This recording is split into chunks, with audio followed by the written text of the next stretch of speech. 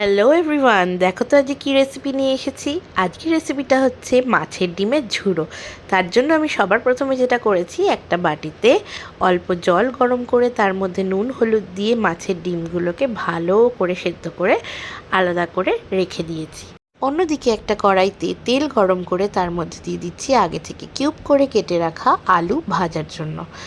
আলুগুলো হাফ ভাজা হয়ে গেলে তার মধ্যে আমরা অ্যাড করে দিচ্ছি পেঁয়াজ কুচি,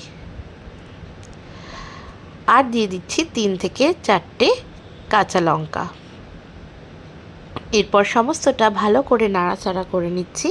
নাড়াচাড়া করে এর মধ্যে দিয়ে দিচ্ছি স্বাদ মতন লবণ। লবণটা দিয়েও আবার ভালো করে মিক্স করে নিচ্ছি।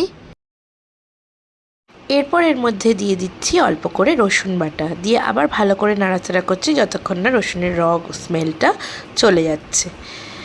তারপরে এর মধ্যে দিয়ে দিচ্ছি হলুদ গুঁড়ো দিয়ে আবার ভালো করে মিক্স করে নিচ্ছি।